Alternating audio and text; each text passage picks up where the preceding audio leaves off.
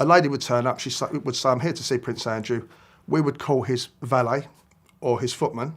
They would usually come down. The palace is now urging Andrew Mountbatten-Windsor to remove himself from the royal line of succession. King Charles is well known for his views on climate change, and apparently he's now taking steps to make sure that his Sandringham estate is more eco-friendly. His name has not been released publicly. He served in the Royal Protection Detail for 11 years. He was trained by the Metropolitan Police, vetted at the highest level, and assigned to one of the most sensitive postings available to an officer of his rank.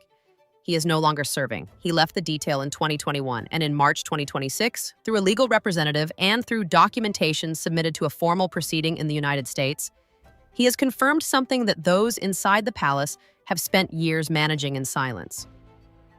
What Andrew Mountbatten-Windsor did in the years following his friendship with Jeffrey Epstein, the specific actions he took, the specific instructions he gave, the specific information he attempted to access, and in some cases did access, goes considerably further than anything that has previously been placed on the public record. And King Charles III, by the accounts of sources with knowledge of the briefings delivered to him in the second and third weeks of March 2026, received this information in a state that those closest to him described with a single word: stunned. Not angry, not strategic, not already calculating the institutional response. Stunned. In the way that someone is stunned when they discover that a situation they believed they understood fully has a dimension they had never been told about. A dimension that, had they known it, would have altered decisions made at the highest level of the British monarchy across several years. Today, we are going to tell you everything. We are going to tell you who this former security officer is and what his specific role was within the protection detail. We are going to tell you what he has alleged and what documentation he has submitted. We are going to tell you why his account goes further than what has previously been reported about Andrew's conduct in the Epstein period. We are going to tell you how this information reached King Charles. And we are going to tell you what the palace's response has been and what it means for the institution in the weeks and months ahead. We are going to take our time, because this story requires it. So settle in, and let us begin where all of this actually begins. Not in 2026, not in 2021, but in the environment that made what is now alleged possible in the first place. To understand what the former security officer is alleging, you first need to understand what royal police protection actually involves. Because most people have a general sense of what it means to have a bodyguard and almost no understanding of what it means to be embedded within the protection detail of a senior member of the British royal family. Officers assigned to royal protection are not simply there to prevent physical harm. They are part of a system of institutional management that operates around the clock. They know where the person they protect goes, who they meet, what they discuss, what they request. They are present at moments of extreme personal intimacy as well as moments of formal public ceremony. They hear things, they see things, they know things. The training they receive before taking up such a posting is designed specifically to address this reality. The concept of the protective bubble means that everything an officer witnesses within that bubble remains within it. Discretion is not simply expected. It is contractual. It is embedded in the officer's professional identity from the first day of the posting. When an officer who has served within that bubble steps forward to confirm something, to submit documentation, to engage with a legal process, to place on the formal record something witnessed within the protective environment, it is not a casual act. It is a decision made at significant personal cost. One that the officer will have considered for a long time and consulted legal counsel about before taking. The former officer, whose account is now forming part of the legal record in U.S. proceedings, did not step forward quickly. By the timeline that can be reconstructed from the available information, he began the process of engaging legal representation in 2023. The submission that has now become part of the March 2026 reporting appears to have been in preparation for over 2 years. That timeline matters because it tells you something important about the nature of what he has alleged. People who sit on information for 2 years before formally committing it to a legal record are not acting impulsively. They are acting deliberately. They have thought about what they are saying, why they are saying it, and what they expect the consequences to be. Now, if you are watching this channel for the first time and you want to follow this story as it continues to develop, and it is developing quickly, please subscribe right now. We cover the royal family in the depth and detail these stories deserve. Hit subscribe, turn on your notifications, and every new video comes straight to you. What does the former officer allege? Let us address this directly, carefully, and with the precision this story requires. The core of his submission concerns a series of events that took place between 2010 and 2019. The period after Epstein's release from his first imprisonment, after the settlement with Virginia Giuffre that had briefly made public what had previously been managed privately, and the period leading up to Andrew's catastrophic BBC Newsnight interview in November 2019. During this period, Andrew was still a full working member of the royal family. He held his titles. He carried out engagements. He represented the Crown in his role as the UK's Special Representative for International Trade and Investment, a role he held until 2011 and whose networks he continued to maintain informally for years after. The former officer's submission alleges that during this period, on multiple occasions, Andrew used the infrastructure of his protection detail, the communications systems, the access to official databases, and the authority that comes with senior royal status to gather information about individuals connected to the Epstein case. Not to protect himself in the legitimate sense of understanding what might be coming, but to gather intelligence about potential accusers, about the legal teams representing them, about the journalists pursuing the story. The submission alleges that specific instructions were given to serving protection officers to identify, locate, and in some cases surveil individuals whose testimony or reporting could affect the Epstein narrative as it related to Andrew. That these instructions were given informally through channels that were designed to maintain deniability, and that at least some of those instructions were carried out. Andrew has consistently denied any wrongdoing in relation to his association with Epstein and has maintained that all of his conduct throughout this period was appropriate and lawful. His legal team has not yet formally responded to the specific allegations contained in the former officer's submission. The legal proceedings are ongoing and no court has made any finding against him in relation to these specific allegations. These are serious allegations. They are documented in a formal legal submission, and they are being treated with corresponding seriousness by those who have reviewed them. Now let us talk about why this goes further than what has been publicly known about Andrew's conduct in the Epstein period. Because the framing of the title, Evidence Worse Than Epstein, requires explanation.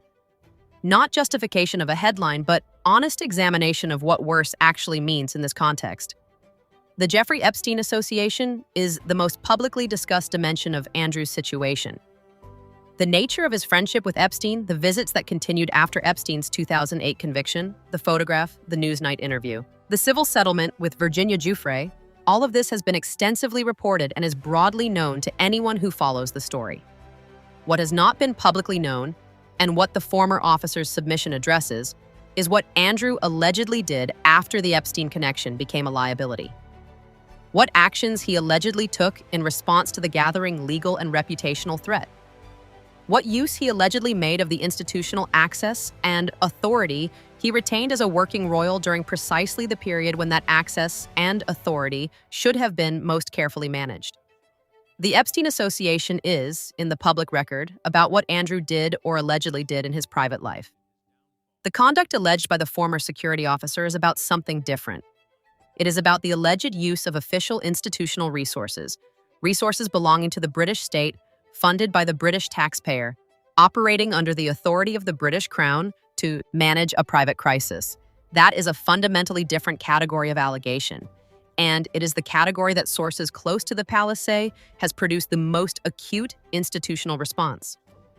Because the Epstein Association, however damaging, can be framed as a matter of personal conduct in private life.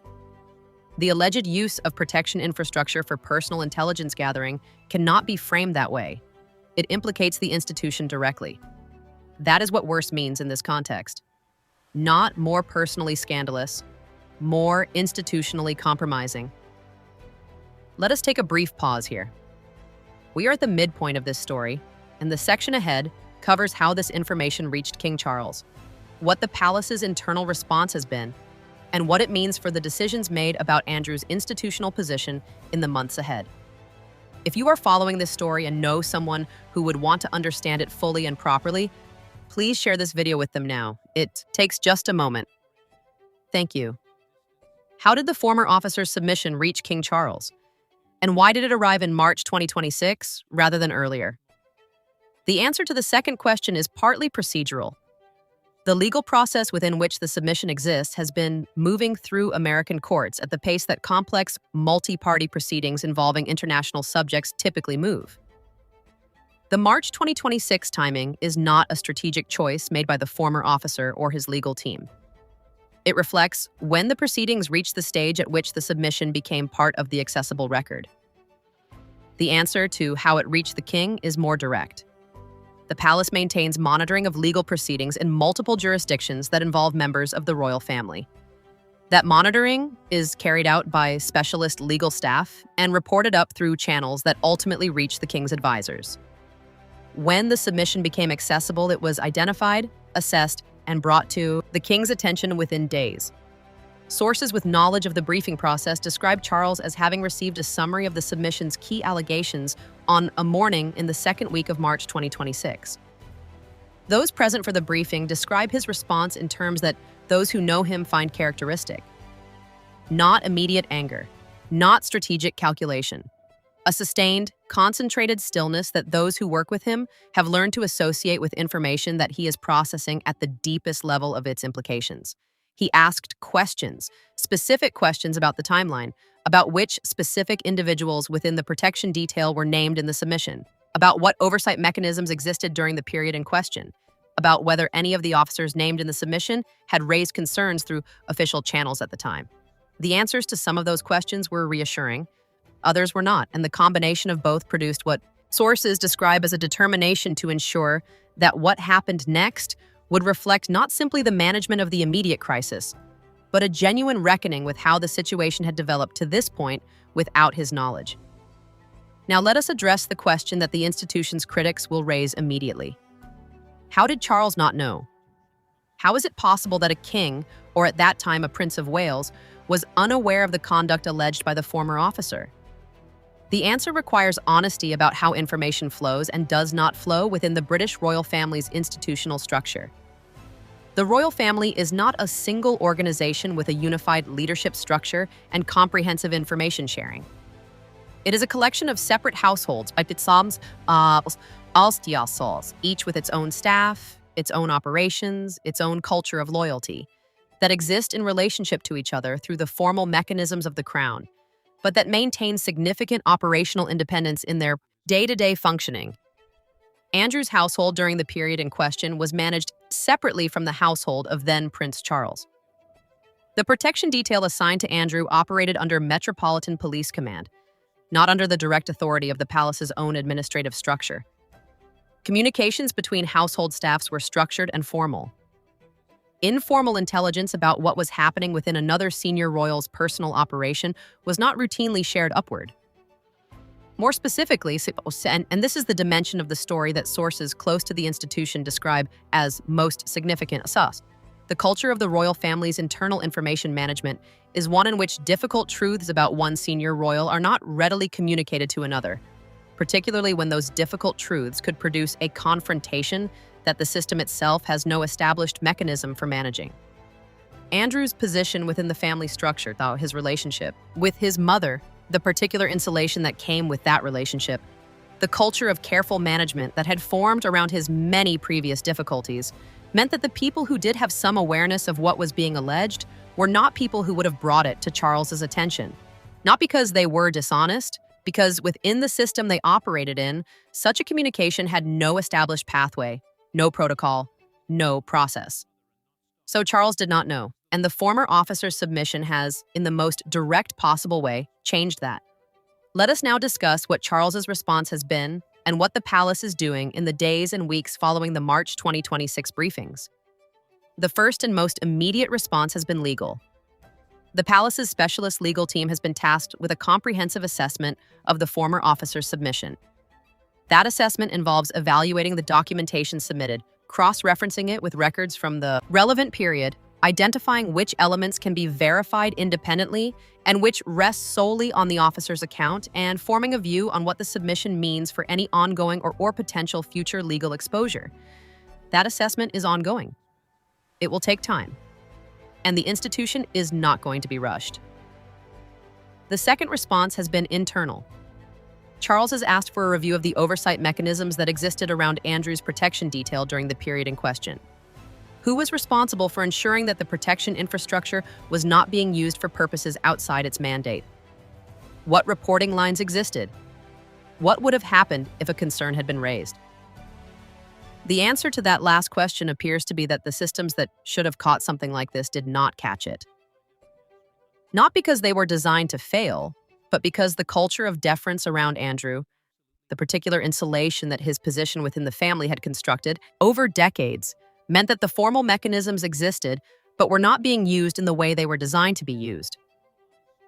That institutional finding, that protection infrastructure existed alongside institutional culture that undermined its function, is in some ways more significant to Charles than the specific allegations themselves, because it tells him something about the system he now leads and the reforms it requires.